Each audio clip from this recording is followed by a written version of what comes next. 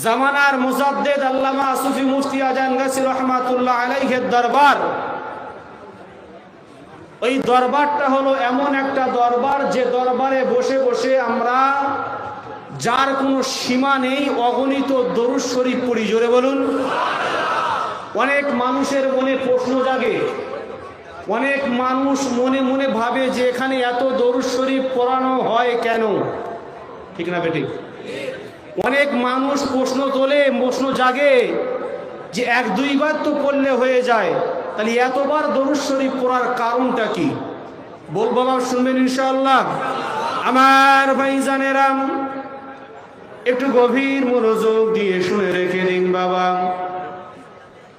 আল্লাহর নবী আল্লাহর হাবিব কাল কিয়ামতের ময়দানে ওই মিজানের পাল্লার দিকে আল্লাহ রসুল ছুটতে ছুটতে ছুটতে চলে যাবেন। এর কারণটা কি?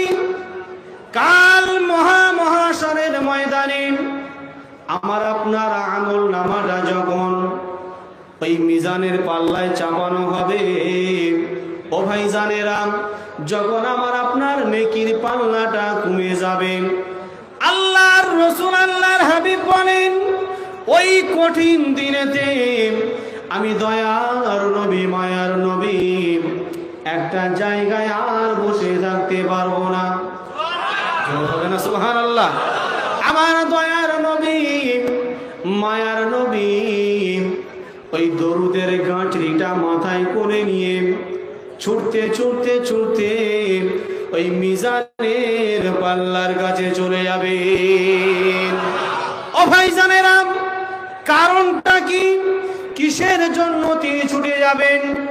উদ্দেশ্য হলো একটাই, যে আমার আপনার যখন নেকিটা ওজন করবে, ওই নেকির পাল্লাটা যখন কমে যাবে, আল্লাহর রাসূল ডাক দিয়ে বলেন আমি তখন এই দরুদের গাঁটরিটা মাথায় করে নিয়ে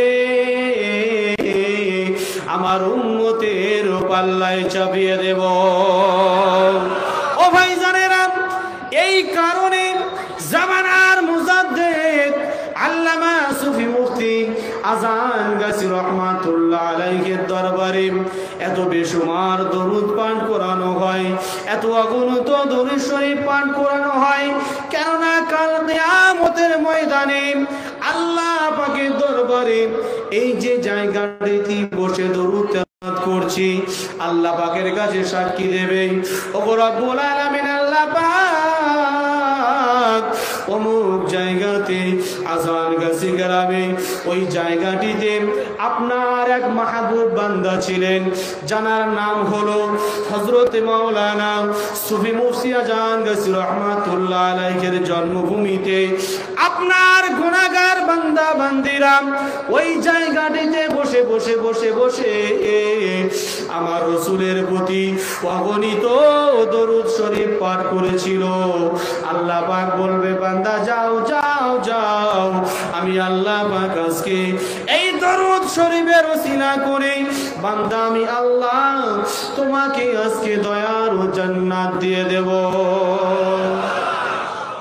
সবাই বলুন তো, কিয়ামত যখন চলে আসবে, পৃথিবীর জমিনে আদম সন্তান একটাও থাকবে না। আমার ভাইরা, তালি দরুদ শরীফ পড়ার মতো লোক থাকবে?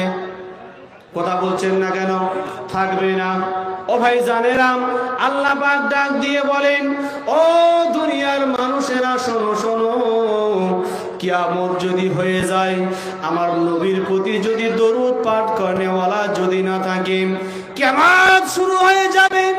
আমার মালাইকা ফেরেশতাদেরকে দিয়ে আমি আল্লাহ পাক আমার নবীর প্রতি দরুদ পেশ করব।